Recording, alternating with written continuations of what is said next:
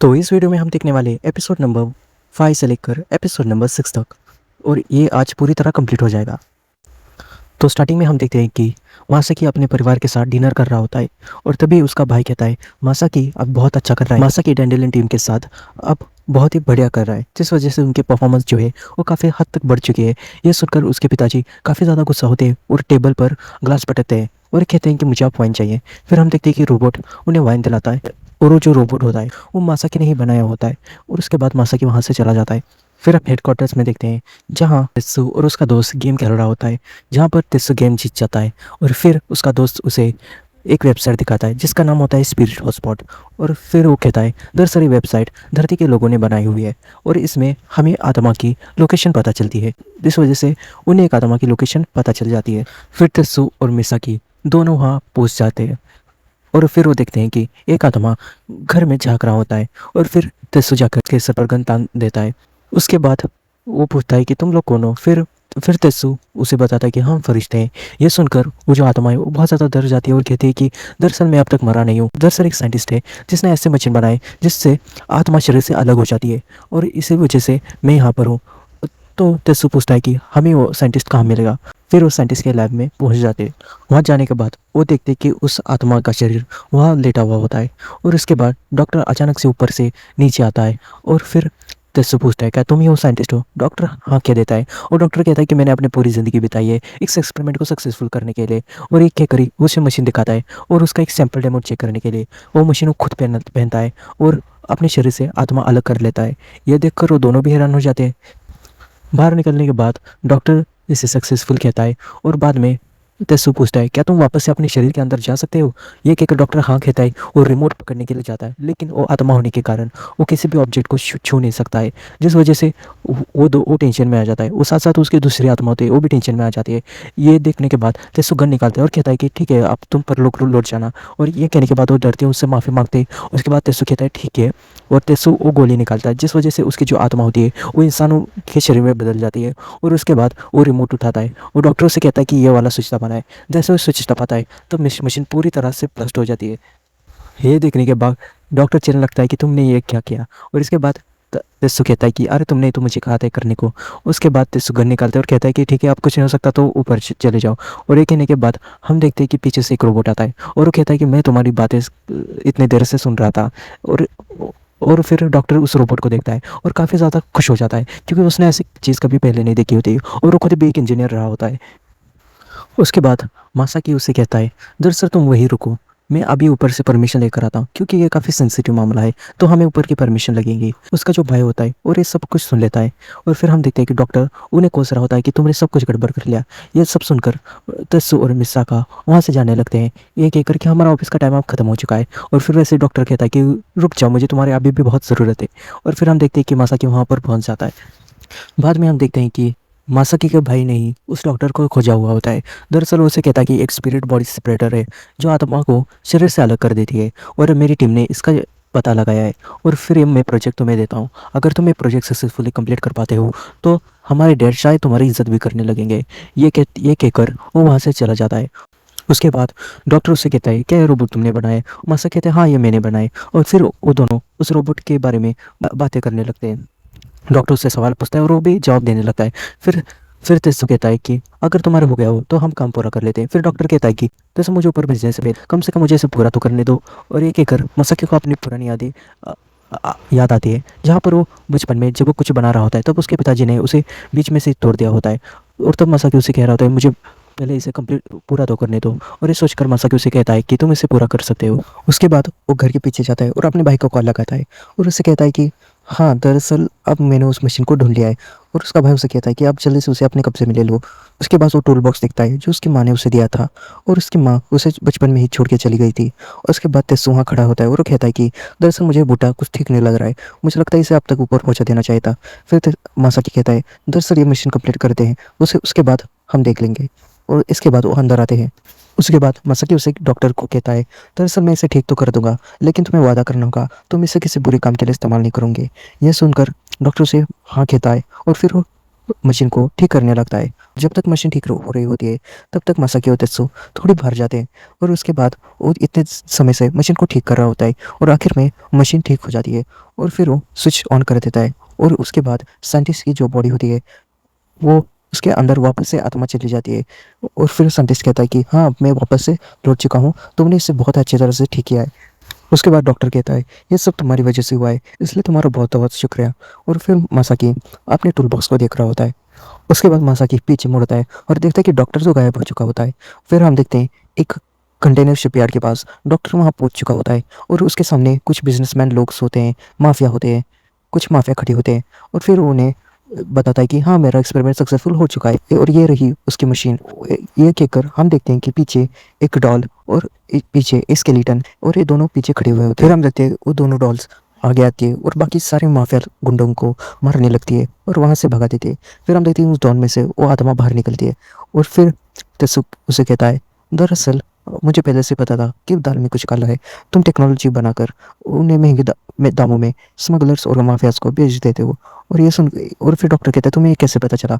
फिर तेसु कहता है कि जब मैं बाहर गया था तो तुम्हारे उस चमचे ने सब कुछ बता दिया था, इसलिए। और फिर वो डॉक्टर कहता है कि मुझे बस माफ़ करना, मुझे बस एक और मौका चाहिए। फिर तेसु कहता है कि तुमने मासाकी का भरोसा तोड़ा है, लेकिन फिर भी मैं तुम्हें माफ़ कर दूंगा, लेकिन अगली बार अगर तुमने कुछ ऐसी चीज़ें की तो मैं तुम्हें जिंदा ही ऊपर ले जाऊंगा। ये सुनकर डॉक्टर भी डर जाता है। उसके बाद तेसु और मिसाका दोनों वापस मासाकी के पास आ रहे होते हैं और फिर उनके हाथ में वही मशीन होती है।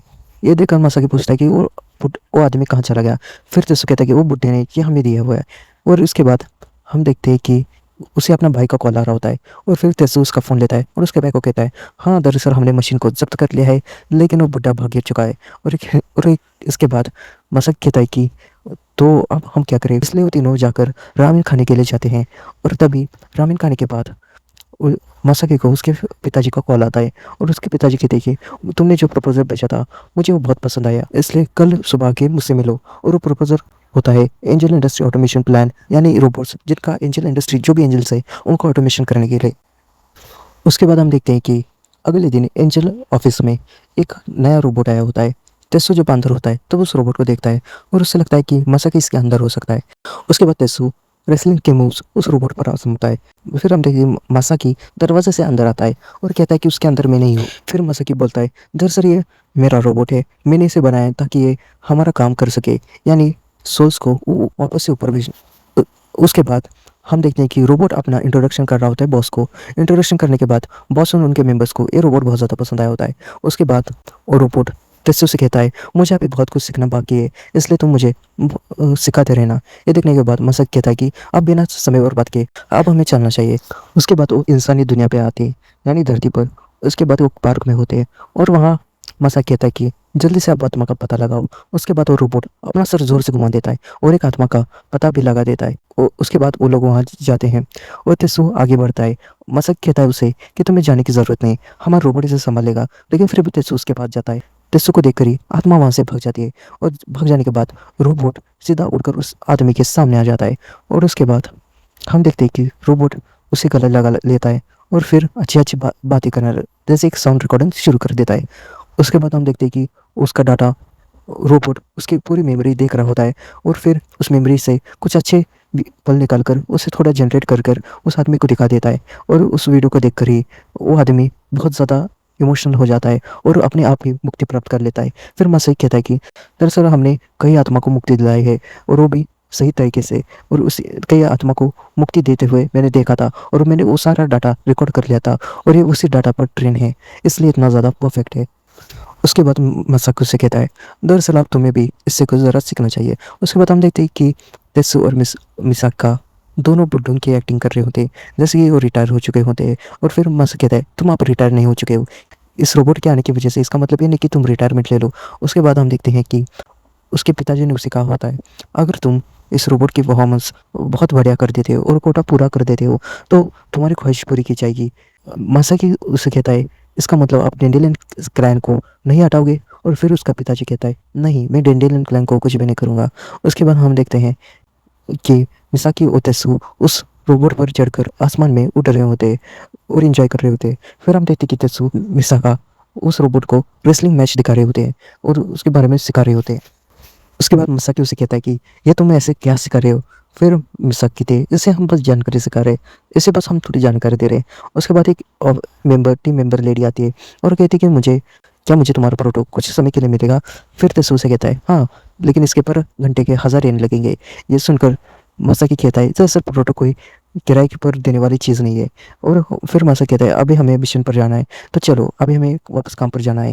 और फिर तेसु कहता है कि अरे लेकिन प्रोटो के होते हुए हम काम पर बना क्यों जाएंगे, ये तो 3 दिन में हमारा काम पूरा कर देगा। फिर मसा कहता है दरअसल प्रोटो है, इसका मतलब ये नहीं कि तुम आराम करो। फिर वो उन्हें यहाँ से ले जाता है। फिर हम देखते हैं प्रोटो अकेले ही सारे आत्मा की इच्छा पूरी करके उन्हें उनके उन्हें मुक्ति दिला रहा होता है। और वैसे तेसु और मिसाका वहाँ बैठकर गेम खेल रही होती है। फिर उसके बाद मंथ एंड होता है और फिर हम देखते हैं कि डेंटेलेंस क्लैन का जो कोटा था, जो स्कोर था, वो काफ़ी ज़्यादा ऊपर जा चुका होता है। उसके बाद मसाकी अपने पिताजी के पास जाता है। उसके बाद मसाकी के पिताजी उसे कहते हैं दरअसल इसने मेरी उम्मीद से भी बहुत अच्छा काम किया है, लेकिन लेकिन अगर हमें इसे लार्ज स्केल पर बनाना होगा तो हमें बहुत सारी फंडिंग चाहिए होगी। फिर वो कहता है दरअसल और इस फंडिंग के लिए हमें इसकी परफॉर्मेंस और भी बेहतर करनी पड़ेगी, इसलिए तुम इसके रिजल्ट और भी बेहतर करके दे दो। ये सुनकर मसाकी वहाँ से चला जाता है और फिर वो देखता है कि वो रोबोट तेसु के कंधे दबा रहा होता है। और इसके बाद मसाकी उसे कहता है चलो अब हमें काम पर जाना है, लेकिन तेसु कहता है कि अब हमने बहुत काम कर लिया है, इसलिए अब करने की ज़रूरत नहीं। फिर मसाकी कहता है तो हमें और भी अच्छे नतीजे चाहिए और हमें काम करना होगा। ये कहकर उसका हाथ पकड़ता है और फिर तेसु कहता है दरअसल ज़्यादा उड़ने वाले लोग कभी ना कभी ठोकर खा लेते हैं, इसलिए तुम इतनी भी गड़बड़ मत किया करो वरना कुछ और ही हो जाएगा। फिर मसाकी उसे कहता है तो सर हमें सारे कोटे पूरे करने होंगे। उसके बाद मसाकी वहाँ चला जाता है और रोबोट को ठीक करने लगता है। फिर मज़ा कहता है कि वो लोग मेरी बात ही नहीं समझ रहे होते, ये जो रोबोट है बहुत ही ज़्यादा बेहतर है। उसके बाद मसाकी प्रोग्रामिंग पूरी कर देता है और फिर मसाकी उस रोबोट में से हमदर्दी वाला प्रोग्राम ही डीएक्टिवेट कर देता है। उसके बाद हम देखते हैं कि अगली सुबह एक क्लाइंट एक सोल को पकड़ रही होती है। फिर हम देखते हैं कि वो सोल ठीक उस पुल के नीचे होता है, लेकिन वहाँ से प्रोटो उड़ के हुए आता है और उस सीधा वहाँ पर शूट करने लगता है, जिस वजह से सोल भी मर जाते हैं। उसके बाद प्रोटो फुल स्पीड में आगे चला जाता है और ऐसे करके वो दूसरे सोल को भी मार देता है और वहाँ से चले जाता है। फिर बाकी क्लाइंट नंबर कहते हैं कि ये तो हमारा शिकार था। फिर भी सोल उड़ते हुए कई लोगों को मार देता है, वो भी कुछ ही घंटों में। फिर हम देखते हैं कि मसाकी कहता है कि अभी भी ये रिजल्ट इतनी ठीक नहीं है। और फिर मसाकी उसका फुल पोटेंशियल ऑल कर देता है, जिस वजह से उसका कलर भी बदलता है। उसके जो पार्ट्स होते हैं वो बुलेट्स में कन्वर्ट वो गन्स में कन्वर्ट हो जाते हैं। उसके बाद प्रोटो और भी फुल तेज़ी से उड़ने लगता है। और उसके बाद हम देखते हैं कि तेसु और मिसाका एक आत्मा से बात कर रहे होते हैं। उसके बाद हम देखते हैं कि वो रोबोट वहीं पर आ जाता है, जिसे देख वो दोनों कहते हैं कि आखिर ये क्या चीज़ है, क्या ये प्रोटो तो नहीं। इसके बाद वो रोबोट एक्टिवेट होता है और सीधा फायरिंग करने लगता है, तो इस वजह से उससे बच जाते हैं और मिसाकी ठीक आगे जाती है और प्रोटो पर एक वार कर देती है, जिस वजह से प्रोटो थोड़ी पीछे हट जाता है, लेकिन प्रोटो को कुछ भी नहीं होता। मिसाका कहते हैं कि ये तो सच में पहले से ताकतवर हो चुका है। फिर हम देखते हैं कि दोनों वहाँ से भाग जाते हैं और प्रोटो आसमान में उड़ता है, वो फुल चार्ज में अपनी सारी गोलियां चला देता है, मिसाइल चला देता है। फिर मिसाका आसमान में उड़ने लगती है और मिसाइल उसको डॉश करते हैं। उसके बाद वो रोबोट उस आत्मा को ढूंढ रहा होता है और तभी तेसु आगे आता है और कहता है कि मैं यहाँ पर हूँ। फिर रोबोट उस पर ही गुमतान देता है। फिर तेसु को याद आता है कि मसाकी ने कहा था जो भी हो इस रोबोट को सिर्फ मैंने बनाया है। उसके बाद हम देखते हैं जैसे गन शुरू करने वाला होता है, उसके बाद मिसाका आकर उसे किक कर देती है और किक इतने जोर से होती है कि रोबोट काफ़ी दूर जाके गिरता है। फिर रोबोट खड़ा होता है, लेकिन उसका इंजन बंद पड़ जाता है और वो फिर से नीचे गिर जाता है। फिर हम देखते हैं कि मसाकी आता है। फिर तेसु से कहता है क्या तुम्हें लगा था ये काम करेगा, तुमने तो सारी हदें पार कर दी है। फिर मसाकी कहता है नतीजे लाने के लिए मैंने क्या गड़बड़ कर दी, मैंने कौन सी हदें पार कर दी। फिर तेसु कहता है काम के चक्कर में तुम जमीर खो रहे हो, आत्माएं कोई चीज़ नहीं है बल्कि ये तो एक भावना है, और तुम कोटा पूरा करने के चक्कर में अपना पूरा जमीर खोते जा रहे हो। उसके बाद मसाकी कहता है तुम्हें अंदाज़ा भी नहीं कि मैंने ये किस लिए बनाया हुआ है। और फिर तेसु से कहता है तो इसका मतलब क्या तुमने तारीफ के लिए इस टीन के डब्बे को नहीं बनाया। ये सुनकर मसाकी गुस्सा होता है और फिर वो कहता है ठीक है अब तुम दोनों और मैं अब अलग हो चुके हैं, और एक कहकर वो वहाँ से चला जाता है। उसके बाद ऑफिस में हम देखते हैं कि मसाकी अपनी गलती की माफ़ी मांगने के लिए आया होता है और फिर उसके पिताजी उसे कहते हैं दरअसल तुमने बहुत ही अच्छा काम किया हुआ है और ये मेरी उम्मीद से भी बहुत ही बढ़िया हुआ है, इसलिए अब हम इसे बड़े पैमाने पर बनाएंगे। और फिर मसाकी कहता है कि सच में हाँ, और इसके बाद हमें किसी भी डिपार्टमेंट की ज़रूरत नहीं पड़ेगी। फिर मसाकी कहते हैं क्या आप क्या कह रहे हो। फिर उसके पिताजी कहते हैं दरअसल आप इस रोबोट के आने की वजह से हमें किसी इंजन्स की ज़रूरत नहीं है और हमें किसी डिपार्टमेंट की ज़रूरत भी नहीं है, और अब डेंडियल प्लान भी नहीं रहने वाला। ये सुनकर मसाकी भी काफ़ी ज़्यादा हैरान हो जाता है। फिर मसाकी कहता है कि दरअसल ऐसा आप नहीं कर सकते। फिर उसके पिताजी कहता है कि दरअसल ये तुम्हारा प्लान था ना, और ये अब पूरा हो चुका है, अब मुझे इसके बारे में कुछ भी नहीं सुना। फिर हम देखिए तेत्सु और मिसाकी को ऑफिस में बुलाया जाता है और फिर वो नीले बाल वाला आदमी उन्हें कहता है कि सारे डिपार्टमेंट को हमने अब बंद कर दिया है और तुम्हें भी नौकरी से निकाल दिया है। और वो दोनों भी काफ़ी हैरान हो जाते हैं। अपनी सीरीज़ का सबसे आखिरी एपिसोड देखेंगे और इस एनिमे का ये सीज़न 1 का आखिरी एपिसोड है। तो स्टार्टिंग में हम देखते हैं कि मासाकी का जो हमारा जो कैप्टन होता है वो अपने पिताजी से डांट खा रहा होता है। दरअसल उसके पिताजी भी यहाँ के चेयरमैन होते हैं और उसे सर उठाने की भी इजाज़त नहीं दे रहे होते। उसके बाद वो बाहर चला जाता है। फिर हम देखते हैं कि मांस वाला आदमी कहता है, तेत्सु से कहता है कि तुमने तो बहुत अच्छा काम किया, काश कि तुम ही हमारे कैप्टन होते। और ऐसा सोचने के बाद कैप्टन दरवाजे के अंदर आता है, कहता है कि मैं तुम्हारे प्लान का नया कैप्टन हूँ, ठीक होगा। उसके बाद सब लोग उसे भौंने देते हैं। एक आदमी कहता है कि आया बड़ा लाडला। उसके बाद कैप्टन कहता है कि तुम्हें बोलने की तमीज़ होनी चाहिए। सारे लोग उसकी बात को इग्नोर कर देते थे और उसके बाद कैप्टन कुर्सी पर बैठ जाता है। वो जो कैप्टन होता है वो तेत्सु से काफ़ी ज़्यादा जलने लगता है। उसके बाद वापस से हम प्रेजेंट में देखते हैं जहाँ पर मीटिंग चल रही होती है। फिर हम देखते हैं कि सारी जो ऑफिस होते हैं वो खाली होते हैं। उसके बाद हम देखते हैं कि जो भी अर्थ पर होते हैं लोग, उसके बाद हम देखते हैं कि अर्थ पर जो रोबोट्स की संख्या होती है वो बहुत ही ज़्यादा होती है और वो आत्मा को मारने होते हैं। और सारी जो आत्मा होती है और वो रोबोट्स की डर से यहाँ वहाँ छुपने लगते हैं, लेकिन फिर भी रोबोट उन्हें ढूंढ लेता है और उन्हें वहाँ पर ही मार देता है। उसके बाद हम मीटिंग में देखते हैं कि फिर हम देखते हैं कि एक एम्प्लॉय कहता है कि हमारी जो आत्मा का रेट है वो 30% ज़्यादा बढ़ चुका है, जिस वजह से धरती पर अब ना के बराबर आत्मा रह चुकी है। ये सुनकर जो चेयरमैन होते हैं वो खुश हो जाते हैं। ये सुनकर जो नीले बाल वाला आदमी होता है वो कहता है कि मासाकी ने बहुत ही बड़े काम किया है। और फिर हम देखते हैं कि चेयरमैन जो होता है वो मासाकी को बुलाता है और उसे कहता है कि तुमने जो काम किया वो बहुत ही बढ़िया है, और ऐसे ऐसे करके उसकी तारीफ कर रहा होता है। फिर मसाकी कुछ भी नहीं कहता और उसे धन्यवाद कह के वहाँ से चला जाता है। फिर हम देखते हैं कि जो टैंक होता है उसमें सारी आत्मा को खेत किया जाता है अगले जन्म के लिए। वो टैंक फुल हो चुका होता है और साइंटिस्ट उन्हें कहता है कि हमें जल्दी से इसके लिए कुछ करना होगा, हमें और भी टैंक चाहिए अर्जेंटली, या फिर हमें थोड़ी आत्मा को छोड़ना पड़ेगा वरना ये टैंक फट जाएगा। फिर कॉल पर दूसरा आदमी कहता है दरअसल इसके लिए हमें चेयरमैन की परमिशन लगती है और हम ऐसा नहीं कर सकते। उसके बाद हम देखते हैं कि अचानक से जो टैंक होता है वो फट जाता है और उसके बाद से सारी आत्मा बाहर निकल जाती है। फिर हम देखते हैं कि अर्थ पर काले बादल छाए होते हैं और छोटी छोटी नीले रंग की रोशनियाँ आती है और रोशनी आत्मा का रूप लेती है और सारे शहर में फैल जाती है। ये देख मासाकी वहाँ पर ऊपर से सब कुछ देख रहा होता है और कहता है कि दरअसल ये क्या हो रहा है। फिर नीले बाल वाला आदमी कहता है दरअसल जो आत्मा होती है वो सबसे पहले हमारे टैंक में जाती है, वहाँ पर उनकी शुद्धिकरण होती है, यानी उनकी यादें मिटा दी जाती है, जिस वजह से अगले जन्म के लिए वो तैयार हो जाते हैं। और लेकिन ये जो आत्मा है वो टैंक फटने के बाद जल्दी आ चुकी होती है, इसका मतलब इनमें कोई यादें नहीं है और ये जो आत्मा है वो सिर्फ एक श्रापित आत्मा के अलावा और कुछ भी नहीं है, यानी कि ये सिर्फ एक श्रापित आत्मा है। उसके बाद एक उसका भाई कहता है दरअसल इसका मतलब ये है कि ये आत्मा अपनी इच्छा के हो चुके हैं, यानी कि कुछ भी कर सकते हैं। फिर वो नीरपाल वाला आदमी कहते हैं हाँ ये अब एक राक्षस बन चुके हैं। उसके बाद हम देखते हैं कि वो जो आत्मा होती है वो रोबोट्स को चुटकियों में ख़त्म कर देते हैं, यानी उनमें इतनी ताकत होती है कि वो रोबोट्स को आज ऐसे ही ख़त्म कर देती है। और फिर हम देखते हैं कि जो बॉस होता है डिपार्टमेंट का वो तेत्सु के रूम में आता है और कहता है कि तेत्सु क्या तुम अंदर ही हो। फिर हम देखते हैं कि तेत्सु सोया हुआ होता है। उसके बाद हम देखते हैं कि वो जो बॉस होता है वो तेत्सु को उठाने की कोशिश करता है। फिर तेत्सु उठ जाता है और वो कहता है कि क्या हुआ, बॉस कहूँ या फिर एक्स बॉस कहूँ। फिर बॉस कहता है कि तुम मुझे कुछ भी कहो, लेकिन इंसानी दुनिया में एक आफत हो चुकी है। जो प्रेत आत्मा थी वो अब नेदरलैंड से निकल कर इंसानी दुनिया में आकर वहाँ पर बहुत ज़्यादा प्रॉब्लम्स क्रिएट कर रही है। फिर ये सुनने के बाद तेत्सु कहता है कि अब ये मेरा काम नहीं है। बाद में फिर से सर उसे उठाता है और कहता है कि अगर हमने देर कर दी तो सारे श्रापित आत्मा धरती को तबाह कर देंगे। और फिर तेत्सु कहता है तुम्हारा चश्मा वाला बंदा कहाँ पे है। तो फिर वो अपने रोबोट लेकर पूरी कोशिश कर रहा है, लेकिन फिर भी उनसे कुछ भी नहीं हो पा रहा। इसलिए हमें तुम लोगों की ज़रूरत है, तुम जल्दी से आ जाओ। जब मैं मीटिंग में था तब मासाकी कह रहा था कि उन्हें डैंडेलियस स्क्वाड को वापस लाना चाहिए था और इस बात से वो काफ़ी ज़्यादा परेशान है। दरअसल चेयरमैन ने उसे कहा था कि तुम्हें अच्छे नतीजे लाने पड़ेंगे और यही वजह थी कि वो अपनी पूरी कोशिश कर रहा था, लेकिन फिर भी अब उसके पास वो अकेला पड़ चुका है और उसके पास अब कुछ भी नहीं है। और ये कहने को बॉस कहता है अब तुम्हारी ज़रूरत है, तुम जल्दी से चले आओ। फिर हम देखते हैं कि उसके बाद मासाकी मीटिंग के बाहर होता है और अंदर से सब कुछ सुन रहा होता है। अंदर सब लोग, अंदर उसका भाई कह रहा होता है कि ये सब टैंक की गलती है, अगर हमने टैंक बढ़ा दिए होते तो ये सब नहीं होता। फिर ऑफिसर्स कहते कि हमने रिव्यूज डाली थी लेकिन हमारे चेयरमैन ने तो अब एक्सेप्ट ही नहीं की। फिर चेयरमैन कहता है कि ये सारी गलती मसाकी की है, अगर उसने प्लान नहीं दिया होता तो ये सब नहीं होता।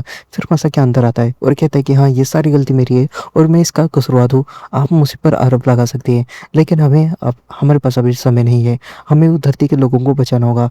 फिर चेयरमैन कहता है, दरअसल वो धरती के लोग कीड़ों के अलावा और क्या है, वैसे भी तुम्हारी सारी गलती है। फिर मसाकी को उन आत्मा की यादें आती है जिन्होंने उसे मुक्त किया था और ये सुनकर मसाकी बहुत ही ज़्यादा गुस्सा होता है, मुट्ठी बनाकर उसकी तरफ गुस्से से बढ़ने लगता है। फिर तेसु उसे रोक देता है। फिर हम देखते हैं कि तेसु चेयरमैन के पास जा रहा होता है। फिर चेयरमैन का बेटा उसे रास्ता रोक देता है और उसको देख कर ही उसका चेयरमैन का बेटा डर जाता है और पीछे हट जाता है। फिर तेसु चेयरमैन के पास आता है और कहता है कि क्या मुझे भूले तो नहीं। फिर चेयरमैन कहता है कि तुम कौन हो, मुझे याद भी नहीं है। फिर तेसु कहता है, कभी कभी अपने ऊपर वालों की छोड़कर नीचे वालों को भी देख लिया करो, कैप्टन का लगता है तुम अभी तक बेइज्जती अपनी भूले नहीं। ये सुन के बाद और उस चेयरमैन खड़ा होता है और उससे कहता है कि अपनी तमीज़ में रहा करो, एक लूज़र आप मुझे सिखाएगा। फिर तेसु कहता है, असली लूज़र कौन है तुम्हें ही पता, अपने दिल पर हाथ रख के कहो कि कौन है असली लूज़र।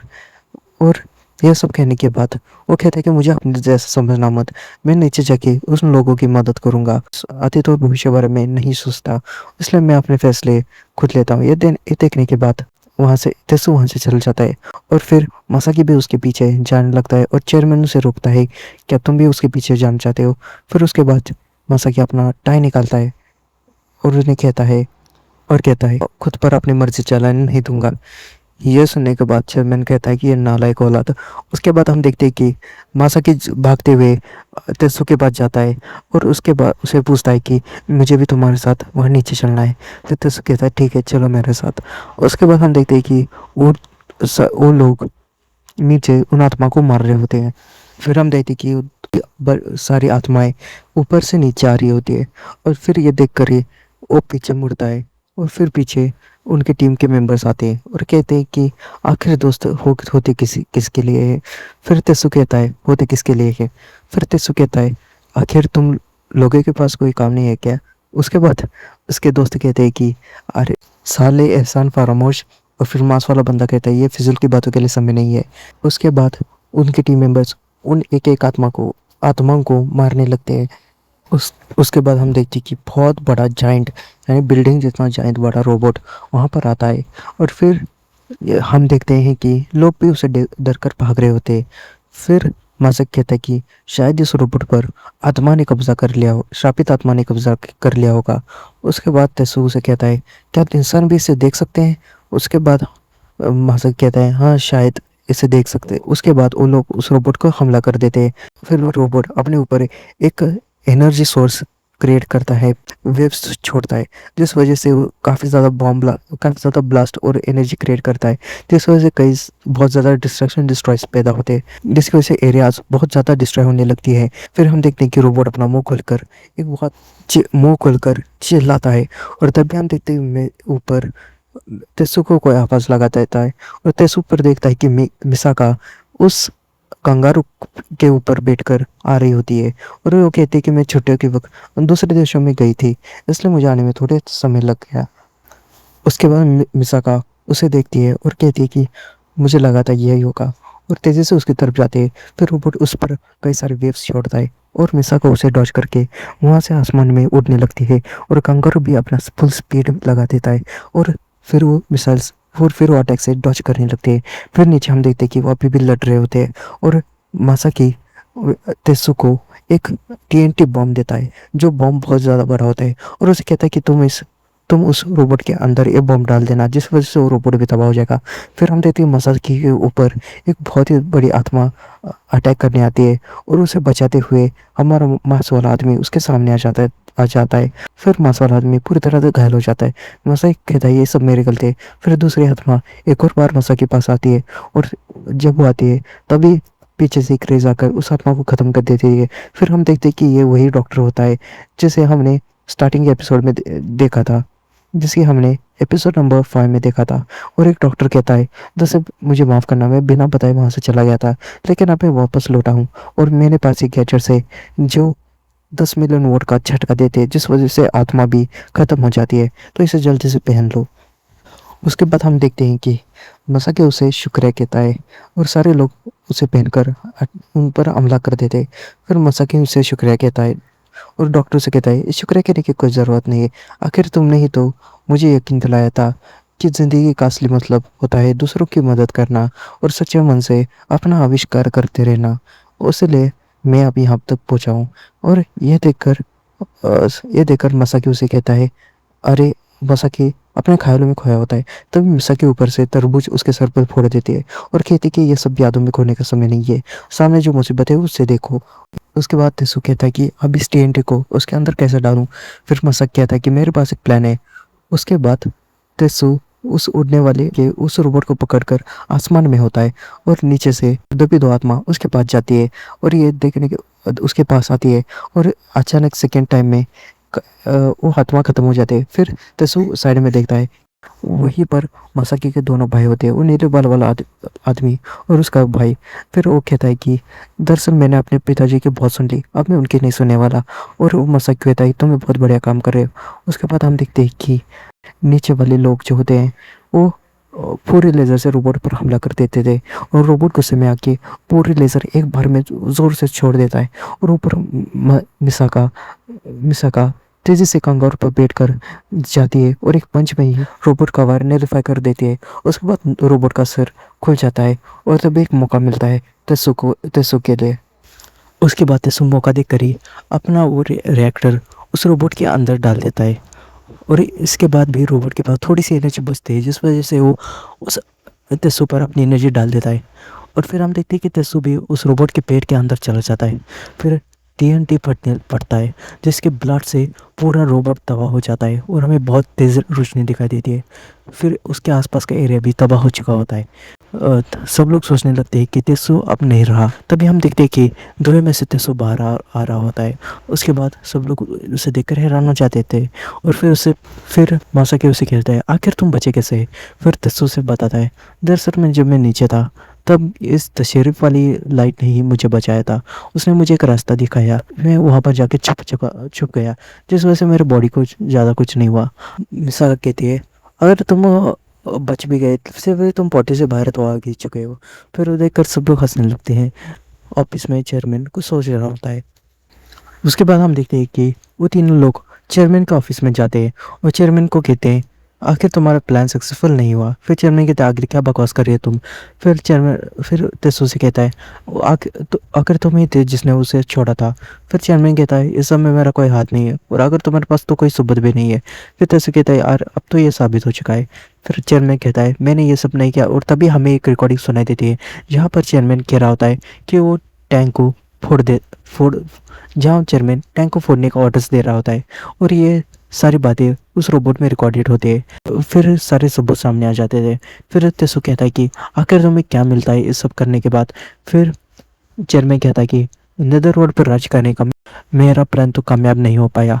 और फिर तेसु कहता है कि जिन लोगों को कीड़े मकोड़े कहते हो वो दरअसल वैसे लोगों को वैसे भी मैं समझ नहीं पाता। हमारे पास वैसे भी एक ही ज़िंदगी होती है, तो क्यों ना इस ज़िंदगी को अच्छे से और सही तरीके से तुम लोग क्यों नहीं जी पाते हो। फिर वो चेयरमैन गुस्से से खड़ा हो जाता है। फिर मासाकी उसे कहता है कि आप तो पहले जैसे ऐसे नहीं कभी नहीं थे डैड, आप तो पहले काफ़ी अच्छे थे, फिर आपको अभी हुआ क्या है। और ये सुनने के बाद उस डैड काफ़ी ज़्यादा गुस्से में होते हैं और अपनी एक एनर्जी रिलीज़ करने लगते हैं, जिस वजह से मासाकी थे ये मुझे नहीं लगता ये चेयरमैन हो सकते हैं। उसके बाद वो आदमी आसमान में उड़ता है, उसके आंखें भी काली हो जाती है। फिर हम देखते हैं कि अतीत में जब वो चेयरमैन जब कैप्टन था तो वो काफ़ी ज़्यादा जेलस फील कर रहा था और उसके बाद उसे एक भटकती हुई आत्मा मिल जाती है और भटकी आत्मा उस पर हावी हो जाती है। उसके बाद वो आत्मा उसे आत्मा और ये जो सारे काम थे वो आत्मा उसे करवा रही होती है।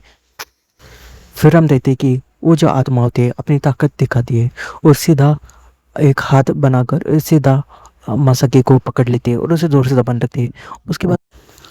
उसके बाद हम देखते हैं कि तेसु उसे देखकर गोली चलने लगता है। फिर वो आत्मा तेसु पर हमला कर देती है और तेसु सीधा वॉल पर जाके टकराता है और नीचे गिर जाता है और बेहोश हो जाता है। ये देखकर मिसाका अटैक करनी चाहती है और आत्मा मिसाको को भी साइड कर देती है और मिसाको वॉल से जाके टकराती है। इसी की वजह से उसके हाथ से मासाकी छूट जाता है। उसके बाद वो ऊपर रोबोट को देखता है और वो रोबोट को भी उड़ा देता है। उसके बाद हम देखते हैं कि मासाकी पीछे से आकर अपने डैड को पकड़ लेता है, जिस वजह से हम देखते हैं कि तेसु को थोड़ा होश आने लगता है और तेसु अपने गन निकाल कर सीधा उसके डैड पर शूट कर देते थे। फिर हम देखते हैं कि उसका जो डैड होते हैं उसका असली रूप सामने आ जाता है और उसके जो डैड होते हैं वो नॉर्मल हो जाते थे। और फिर वो कहते हैं कि मुझे हमेशा से तेसु की तरफ बनना था, उसके जैसे दोस्त चाहिए थे, लेकिन मैं ये कर नहीं पाया। आखिरकार मेरा अहंकार ही मुझ पर हावी हो गया। उसके बाद तेसु जो होता है वो बेहोश हो जाता है। ये देखकर मिसाकी उसके पास जाती है, उसे जगाने की कोशिश करती है। फिर अगले दिन हम देखते हैं कि जो हमारे चेयरमैन होते हैं वो नॉर्मल हो चुके होते हैं, वो जो पहले की तरह नहीं होते। उनके बच्चे भी उनके जो बच्चे होते हैं वो भी उन्हें अब काफ़ी इज्जत देने लगते हैं। उसके बाद हम देखते हैं कि ऑफिस में सब कुछ रेगुलर हो जाता है। चेयरमैन का जो भी ऑर्डर्स होते थे वो वापस लेते हैं, वो डिपार्टमेंट को वापस से शुरू कर देते हैं और सब पर नौकरियां भी लगा देते हैं। स्कोर्स वाले जो रूल्स थे वो उसे भी बदल देते हैं। उसके बाद हम देखते हैं कि सब लोग अपने काम कर रहे होते हैं और फिर तेसु अंदर आता है और कहता है कि अभी तक मैं मरा नहीं हूँ। फिर मजाक कहता है कि अब तुम्हें कैसा लग रहा है, और तेसु कहता है कि हाँ मुझे तो अभी ठीक लग रहा है, लेकिन फिर क्या आराम की ज़रूरत है। ये कहने के बाद तो अब मैं तुम्हें चश्मे से बुलाऊंगा। फिर तेसु से चश्मे बुलाता है और वो उस पर गुस्सा हो जाता है। फिर तेसु कहता है अब तुम वैसे भी फिर बात की औलाद नहीं रही, तुम्हारे पिताजी ने तुम्हें अभी नॉर्मल नौकरी दी है। मासाकी का फ़ोन रिंग होता है और फिर मासाकी कहता है कि अब हमारे काम का समय हो चुका है। फिर वो साइकिल लेकर मासाकी वहाँ पहुँचता है। उस साइकिल पर वो तीनों लोग पूरी तरह थक चुका होता है और रोबोट कहते हैं मासाकी जो आत्मा है वो ज़्यादा दूर नहीं, बस पास ही है। उसके बाद हम देखते हैं कि मिसाकी मासाकी को कहते हैं साइकिल ज़रा तेज़ी से चलाओ क्योंकि हम बहुत ही दूर है। फिर तेसु कहता है आखिर तुम बहुत खुश लग रहे हो क्योंकि तुम वही कर रहे हो जो तुम्हें करना पसंद है। और ये कहकर उस बात को राज़ी हो जाता है। मासाकी पूछता है आखिर तुम क्या चाहते हो, तुम क्या करना चाहते हो।